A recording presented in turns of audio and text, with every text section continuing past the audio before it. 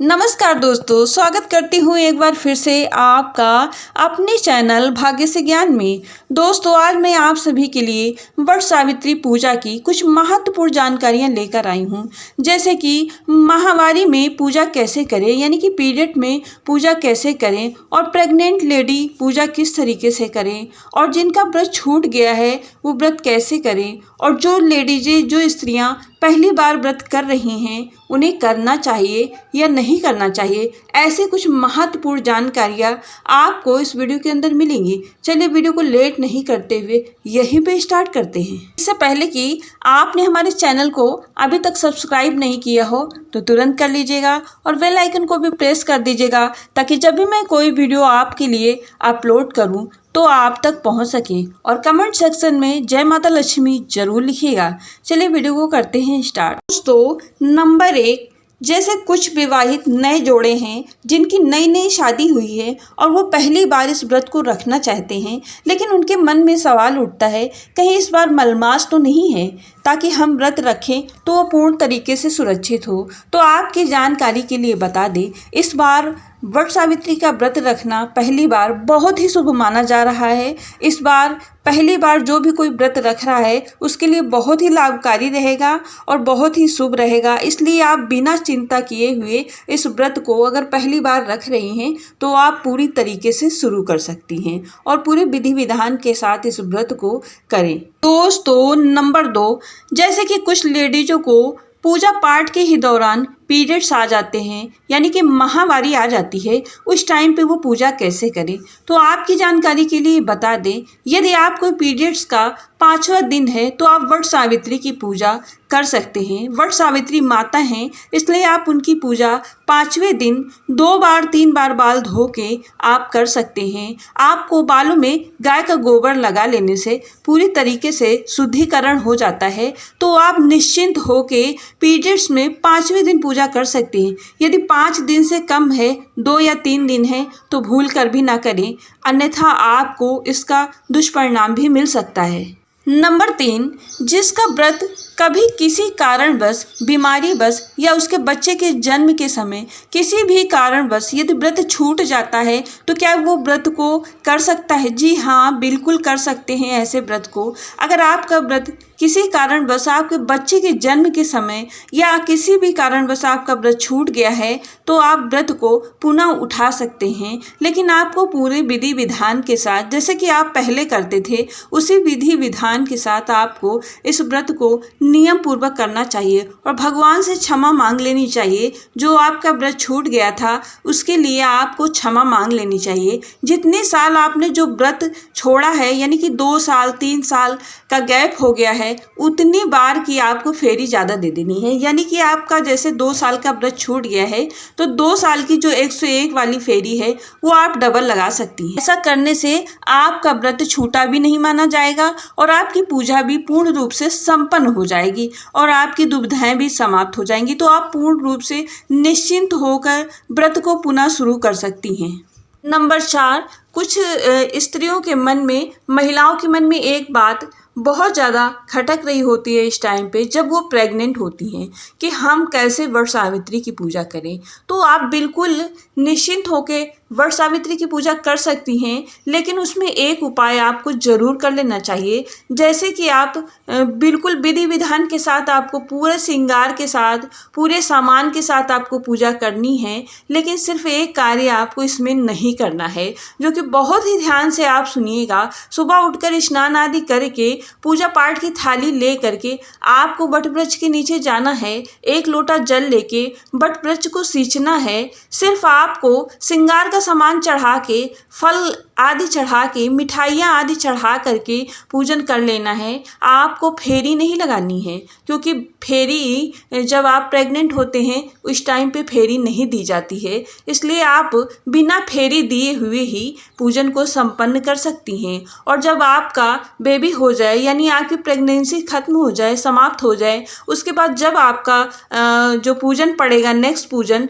उस पूजन में आप डबल फेरी लगा करके अपनी फेरियों को पूरा कर सकती सकती हैं। इस तरीके से आप पूजन को कर सकती हैं। तो आप बिना निश्चिंत ही इस पूजा को करिए, कोई भी इसका गलत परिणाम नहीं मिलेगा और बल्कि आपको इसका अच्छा परिणाम मिलेगा। तो आप इस पूजन को पूरे विधि विधान के साथ करें। ध्यान रहे सिर्फ फेरी नहीं देनी है आपको। एक बात का विशेष ध्यान रखिएगा, जो भी स्त्रियां प्रेग्नेंट हैं, प्रेगनेंसी के दौरान वट सावित्री की पूजा करने के बाद यदि आप फल का दान करते हैं तो कभी भी भूल से कटे हुए फल का दान नहीं करना चाहिए, क्योंकि कहते हैं कटे हुए फल के दान करने से हमें खराब ही फल की प्राप्ति होती है। इसलिए हमेशा अच्छे फल का दान करना चाहिए। दोस्तों, नंबर 5, जैसे कुछ स्त्रियों का वट सावित्री पूजन करने का बहुत ही मन होता है लेकिन उनके घर में नहीं होता है, तो ऐसे में उन्हें क्या करना चाहिए और क्या नहीं करना चाहिए। यदि आपके घर में वट सावित्री की पूजा नहीं होती है तो क्या ऐसे में आप पूजन कर सकती हैं? जी हाँ, बिल्कुल कर सकती हैं आप पूजन। लेकिन आपको एक बात का विशेष ध्यान रखना चाहिए, यदि आपके घर में इस व्रत को किसी ने किया हो और उसके साथ कोई अनहोनी हो गई हो तो आप इस व्रत को भूल कर भी ना करिएगा। यदि कुछ भी ऐसी घटना नहीं घटित हुई है तो आप इसको निसंकोच होकर व्रत को पूरी विधि विधान के साथ पूजन को कर सकती हैं। तो नंबर 6, अगर माहवारी आ गई है आपको, यानी कि पीरियड्स आपके शुरू हो गए हैं और उस दौरान आपको वट सावित्री का व्रत पड़ता है, अन्यथा कोई भी व्रत पड़ जाता है, स्त्रियों के साथ सबसे बड़ी समस्या यही होती है कि कोई भी पूजा, हमारी कोई न कोई पूजा खंडित हो ही जाती है। लेकिन ऐसे में आपको घबराने की बिल्कुल भी ज़रूरत नहीं है। व्रत में आपको माहवारी के समय व्रत आपको रखना है, व्रत को नहीं छोड़ना है। व्रत आप पूरी तरह जैसे रखते हैं वैसे रखते हैं। कोई कोई व्रत रखता है और कोई कोई व्रत होने के बाद यानी पूजन होने के बाद खाना खा लेता है।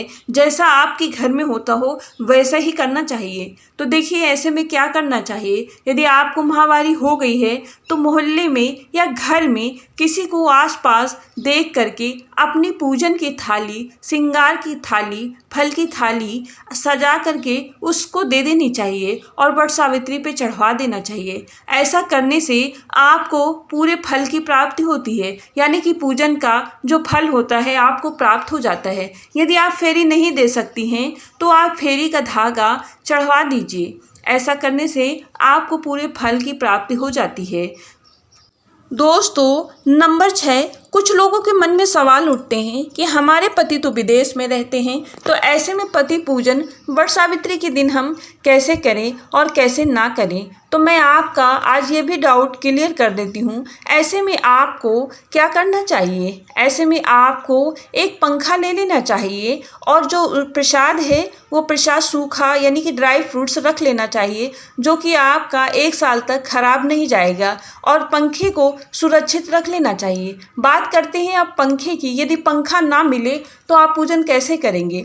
तो पंखा अगर आपके घर में कोई रखा हो, ठीक ठाक हो, टूटा फूटा पंखे का यूज बिल्कुल भी ना करिएगा। आपको 2 पंखे की आवश्यकता लगेगी, एक वट वृक्ष के लिए और एक पति पूजन के लिए, यानी कि वट वृक्ष को जो हम हवा झेलते हैं और एक पति को करते हैं हवा, उससे हमें 2 पंखे की आवश्यकता पड़ेगी। तो आपको 2 पंखे ले लेने हैं। अगर नहीं मिल पा रहे हैं तो आपको बना लेना है किसी जुगाड़ से पंखों को, ताकि आप घर में इसको कर सकें। दोस्तों, नंबर 7, कुछ लोगों के साथ ऐसी समस्या हो जाती है जिनको आसपास वट वृक्ष नहीं दिखाई देता है, यानी कि उनके आसपास वट वृक्ष नहीं होता। ऐसे में उन्हें क्या करना चाहिए, दूर से कहीं दूर से उन्हें वट वृक्ष की डाल मंगाकर घर में ले आनी चाहिए और गमले में लगाकर पूजन कर लेना चाहिए। आपको उतना ही फल प्राप्त होगा जितना कि आपको वट वृक्ष की पूजन करने से प्राप्त होगा। आप किसी गमले में ऐसी जगह लगा के रख लें जहाँ पे आप चारों तरफ घूमकर फेरी दे सकें। और यदि ऐसा हो कि आपको कहीं भी वट वृक्ष का पेड़ ना मिल रहा हो, ऐसे में आप क्या करेंगी, ऐसे में आप तुलसी का वट वृक्ष मानकर पूजन कर लेने से आपको शुभ फलों की प्राप्ति होगी। तो कैसा लगा है आपको हमारा आज का वीडियो? अगर जरा भी पसंद आता हो तो लाइक, शेयर एंड सब्सक्राइब जरूर करिएगा और कमेंट सेक्शन में जय मां लक्ष्मी लिखना बिल्कुल भी ना भूलिएगा। फिर मिलेंगे नए वीडियो में कुछ अच्छी जानकारी के साथ। तब तक के लिए नमस्कार। अपने आप का रखें ख्याल